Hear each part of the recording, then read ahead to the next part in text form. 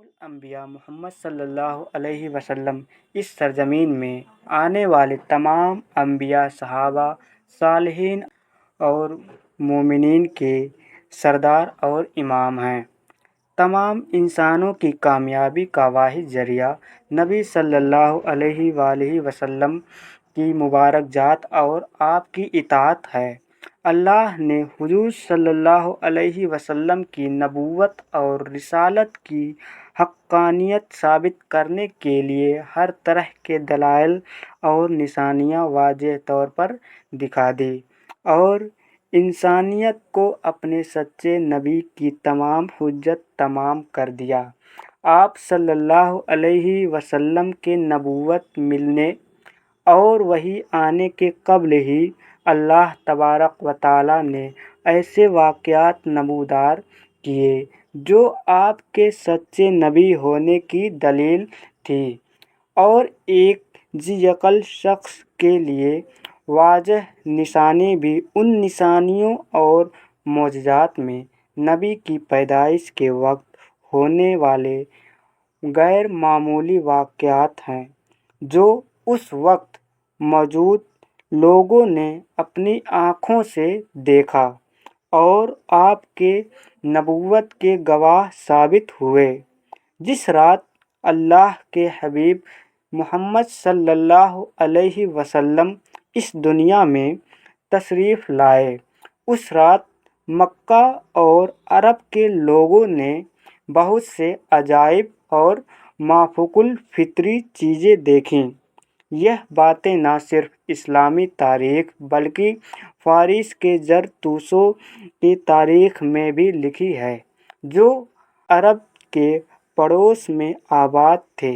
عام الفیل والے سال عرب میں ایک روشن سورج طلوع ہونے والا تھا، جس کی بشارت نبیوں نے سینکڑوں سال قبل دے دی تھی، اور بہت سے لوگوں نے پیشن گوئی بھی کر دیا تھا۔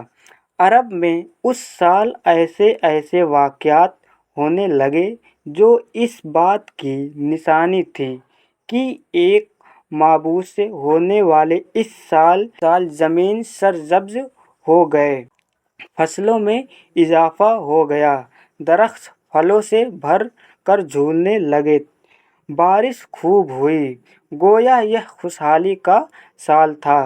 قریش نے ایسا موسم کبھی نہیں دیکھا تھا۔ ایک روایت میں آپ صلی اللہ علیہ وسلم نے فرمایا کہ میں اپنے باپ ابراہیم کی دعا اور عیسیٰ بن مریم کی بشارت ہوں۔ میری ماں یہ خواب دیکھا کہ ان کے جسم سے ایک ایسا نور نکلا جس سے شام کے محلات روشن ہو گئے۔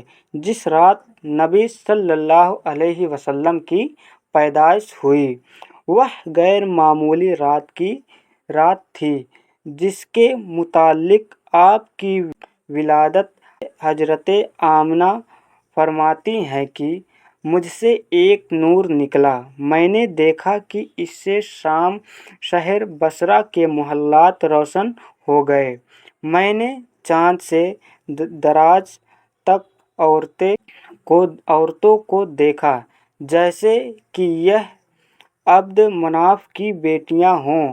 حضرت آمنہ فرماتی ہیں کہ میں نے دیکھا کچھ مرد فضا میں اپنے ہاتھوں میں چاندی کے برتن لیے کھڑے ہیں۔ اس روایت میں امام حاکم نے نقل کیا ہے، جس کے متعلق امام سیوطی نے لکھا ہے، حضرت آمنہ نے شام کے محلات دیکھے، وہ حالت بیداری میں تھا۔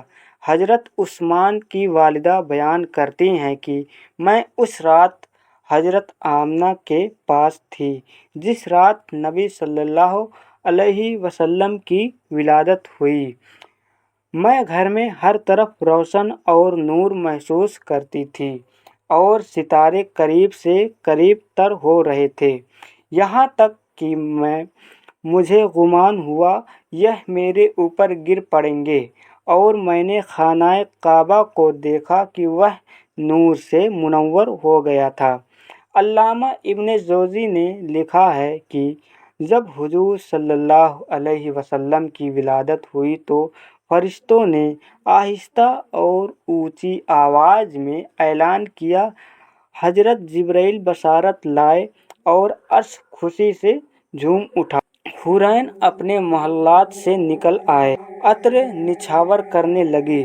رضوان کو حکم دیا گیا کہ فردوس سے اعلیٰ آراستہ کرو، نیز حضرت آمنہ کے گھر میں آدم سے پرندے بھیج دو جو اپنے چونچوں کے ذریعے موتی بکھیرے۔ حضرت آمنہ کے ارد گرد فرشتے بھی کھڑے ہو گئے اور انہوں نے پر خوب پھیلائے، نیز تسبیح تحلیل کرنے والے فرشتے اس کثرت سے اترے کہ تمام بحر و بر اور نصیب و فراز بھر گئے۔